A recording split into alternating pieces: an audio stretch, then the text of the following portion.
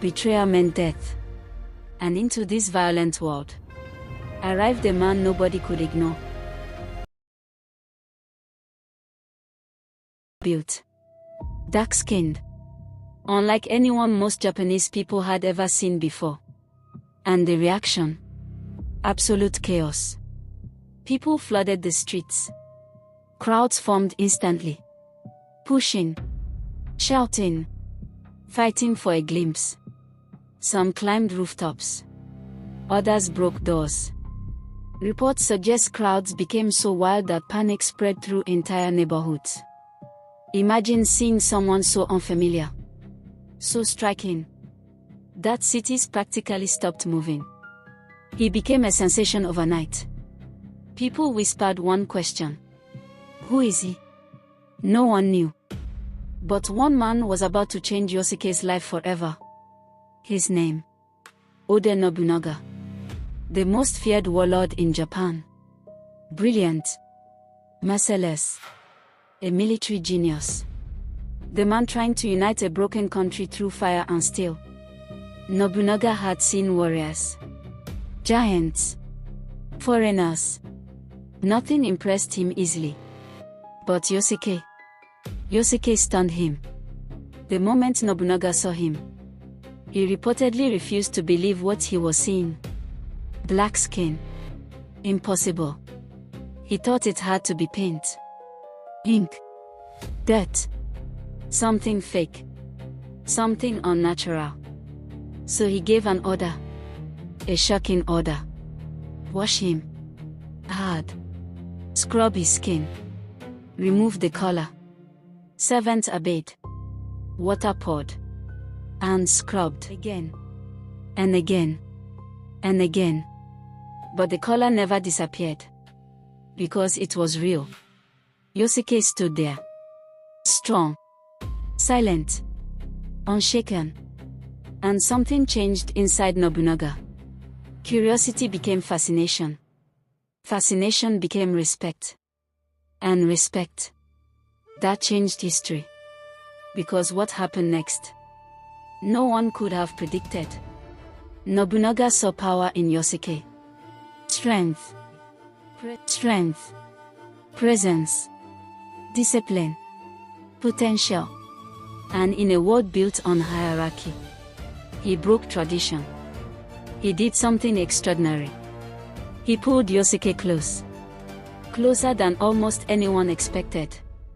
Yosuke entered Nobunaga's inner circle. Became his personal protector. His trusted bodyguard. And then came the moment that still feels unbelievable centuries later. The sword. Imagine the scene. A warlord feared across Japan. Standing before an African man in a foreign land. Then, a blade. Placed into Yosuke's hands. Not as decoration. Not as ceremony. But as trust. As honor. As power. A sword meant one thing. You are no longer an outsider. You are samurai. Think about how impossible that sounds. An African man, thousands of miles from home, now standing among Japan's warrior elite. History truly has no limits. Now picture this.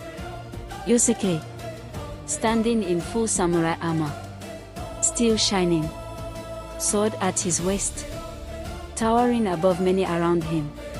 An African warrior in feudal Japan. It sounds like mythology, but it happened. He trained, learned military discipline, walked beside generals, followed Nobunaga into conflict. He was no mascot, no symbol, no curiosity. He fought, he served, he earned his place. And slowly, legend began to grow. But legends rarely come without tragedy. Then came betrayal. The kind that destroys kingdoms. The kind that breaks history. The nightmare begins. Nobunaga's own general, Akechi Mitsuhide, turned against him. Without warning. Without mercy. Betrayal exploded like fire. At Honnoji Temple. Nobunaga was trapped, outnumbered, surrounded, enemies everywhere, flames rising, steel clashing, chaos consuming everything. And beside him, Yosuke, loyal until the end. Imagine the scene. Smoke everywhere, swords flashing, bodies falling, war cries echoing through burning halls. Yosuke fighting desperately beside the man who changed his life. His king, his commander, his brother in battle. Knowing death was closing in, but refusing to run. Because loyalty mattered, honor mattered, and some bonds are stronger than fear. Then came heartbreak. Nobunaga realized escape was impossible. The battle was lost. Defeat had arrived. And rather than surrender, he chose death. The samurai way. Seppuku. Ritual suicide. A warrior's final act. Just like that, one of Japan's greatest warlords was gone. And Yosuke, everything shattered.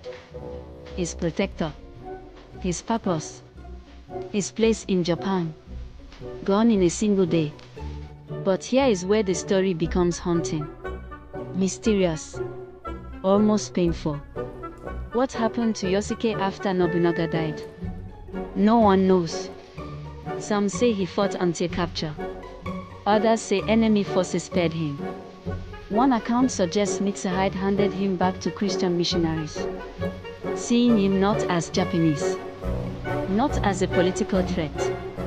And then, silence. History goes dark. No records, no ending, no final goodbye. Did he leave Japan? Disappear quietly? Start a new life? Fight elsewhere? No one knows. Yosuke simply vanishes, like smoke disappearing into the wind.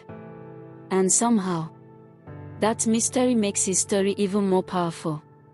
Because Yosuke represents something bigger, something unforgettable.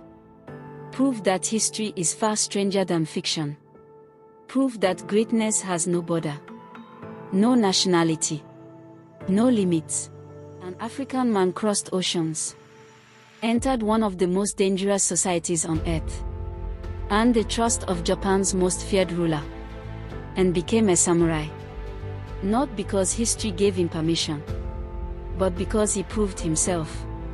That matters, especially today. Because so many people grew up believing history only belongs to certain faces, certain places, certain stories. But Yosuke reminds us something powerful. History belongs to everyone. And sometimes, the most unbelievable stories are the real ones. So the next time someone says history is boring, tell them about Yosuke, the outsider who became a warrior, the stranger who earned respect, the African man who walked into feudal Japan and became legend. But here is my question for you. If you had been Yosuke, dropped into a completely unfamiliar world, would you have? Tell me in the comments. What if somewhere beneath the ocean, buried under water, hidden from the world, could lie the ruins of an ancient civilization so advanced it should not have existed? A kingdom of impossible wealth. Gigantic temples. Massive walls. Technology beyond its time. A civilization swallowed by disaster in a single terrifying night. Sounds like fantasy. A myth. A bedtime story. But what if it wasn't? What if history dismissed something real? And what if the greatest mystery in human history has been hiding in plain sight all along? This is the mystery of Atlantis. The lost civilization that refuses to die. The story begins more than 2,300 years ago. With one man, a philosopher, a thinker, A storyteller. His name: Plato. The first person to ever write about Atlantis. According to Plato, he heard the story from his ancestors who learned it from an Egyptian priest. A tale passed down across generations. Ancient, secret, forgotten. The priest spoke of an island kingdom that existed thousands of years before Plato's time. A civilization unlike anything the world had ever seen. Its name: Atlantis. And according to the story, it was magnificent. Imagine this. A city, beautiful harbors, perfect engineering, enormous temples covered in precious metals, advanced roads, sophisticated systems, power, knowledge, wealth. Atlantis was said to be incredibly advanced, far ahead of its time. Its people were powerful, intelligent, masters of the sea.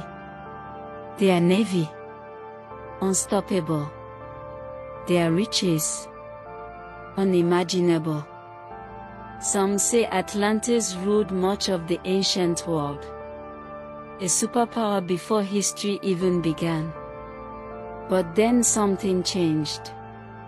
Pride, greed, power. The people of Atlantis became corrupted. And then came disaster. Earthquakes, floods, chaos. And in a single horrifying day and night, gone. Just like that. As if the earth erased it forever. Completely. Why? Because there is no clear proof. No confirmed ruins. No official location. Many scholars believe Plato invented the story. A warning. A metaphor. A lesson about pride and corruption. To them, Atlantis is fiction. Nothing more. Case closed. Or is it? Because here is where things become fascinating. Over thousands of years, entire cities have disappeared. Buried under sand. Destroyed by earthquakes. Swallowed by oceans. We once believed cities like Troy were myths too. Until archaeologists found them. What if Atlantis suffered the same fate? What if we simply have not found it yet? Because strange discoveries keep appearing. Underwater ruins. Sunken structures. Ancient mysteries nobody fully explains. Enough to keep the question alive. What if Plato remembered something real? A civilization lost to catastrophe. Then comes the biggest question of all. Where was Atlantis? Some believe disaster. One of the strongest theories points to the island, still debated today. Then comes the most shocking theory of all. Antarctica. What if Atlantis lies frozen beneath ice? Some researchers believe Antarctica was once warm before a dramatic shift buried everything beneath glaciers. Knows. But the idea refuses to disappear. What makes this mystery even stranger is how Atlantis resembles real ancient civilizations. Massive stone cities. Advanced engineering. Astronomy. Trade. Architecture far ahead of expectations. The Egyptians. The Minoans. Ancient cultures in Atlantis was not one lost city but a memory. Fragments of. Then comes modern underworld. History changes. What we think we know changes. What if advanced civilizations existed long before recorded history? What if disasters erased them? What if humanity rose, collapsed, and rose again? Could entire chapters of human civilization be missing? Lost beneath oceans? Forgotten by time? It sounds unbelievable. Until you remember history has surprised us before. Again and again and again. So maybe the real question is not did Atlantis exist? Maybe the real question is how much of history have we not discovered yet? Because somewhere beneath the sea or buried beneath the earth the truth may still be waiting. Silent. Hidden. Watching. And if Atlantis really existed, would humanity even be ready for the truth? Do you believe Atlantis was real or just history's greatest myth? Drop your answer in the comments below. And subscribe to Unveiled History, because the truth is always more powerful than the myth.